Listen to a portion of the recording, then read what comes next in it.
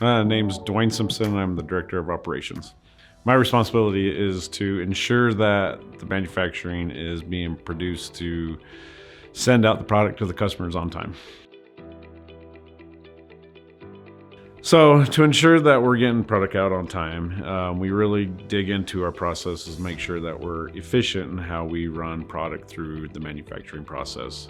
So it's taking timestamps, it's doing spaghetti diagrams, doing quality checks through that process. So we really try to set up a robust process in order to make sure that as the material runs through the manufacturing process, that it's meeting the customer's requirements, it's within specifications, and we're packaging it and sending it out nice and pretty for the customer. I've been in manufacturing probably for the last 10 years. And really there's a theme throughout the entire industry, and it's on-time delivery, speed to market, and quality. Taking in the continuous improvement aspect of it and driving efficiencies in each process, regardless of the industry you're in. You're trying to make the process more efficient and getting it through the shop faster and quicker to the customer. So I've been in the building industry, and I've been in the food industry, and it's all the same. How fast can we make our process to get the product through the manufacturing process and to the customer? We're set up in a way that, one, the team is hungry. We have a great team out there. They're hungry to learn. They're really wanting to be that innovative asset, I guess.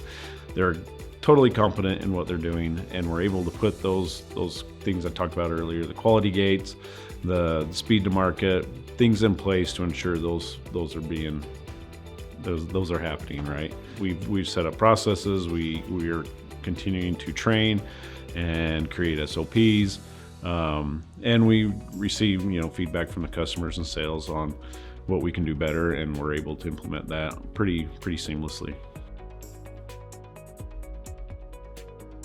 We know the customers are concerned about costs in the material that we're sending out, and they're concerned about lead times, how fast we can get them their product. So we have various people working on procuring materials at better rates. We continually to challenge our suppliers. For the shop, speed to market, like I said, it's looking at our processes and seeing how we can get things through the shop faster. Manufacturing is an important part of the turnkey solution. We're kind of the heartbeat of the whole system, right? If we don't succeed, the customer doesn't succeed, and we really focus on that. One, sending the speed to market and sending out quality product, so when it gets to the site, they're able to assemble it quickly with everything there, and we put in checks to make sure that we're sending out the solution as a whole, right? We're pretty nimble, so if something happens and we do have to warranty or we do have to fix something, we're pretty nimble, and we can get that through our shop probably within a couple of days and back out to the customer, so it's not hindering their process at all. Subzero Manufacturing is able to open doors for a lot of people. My belief is that there's no ceilings. We should be able to bring in people and help train and help them, give them the tools to succeed. I really believe in the team player atmosphere. I'm a hands-on leader. I try to go out and help them as much as I can. I believe the goal of a leader is to remove roadblocks for people and give people chances that where they might not have had chances before. Manufacturing, you can go pretty much anywhere in the States and find a manufacturing job, but if somebody doesn't give you that chance and helps you develop those skills, I take pride in doing that for people and being able to I guess project them further in the future, so where they can take those skills and transfer them to other departments or other places to work if they choose. So there's an individual that I really took to. You could tell he wanted to progress and become that leader, and was really having a hard time navigating that taking him under my wing and just opening those opportunities for him to put him in front of people or to give him tasks that's going to help him develop those skills really paid off. And eventually he moved up into a supervisory role, and he's still in that role and doing very well. So like I said, so just taking the time for people that want it, to help them grow and develop, taking the time and showing them and giving them those opportunities to be able to get those skills and develop is great to watch.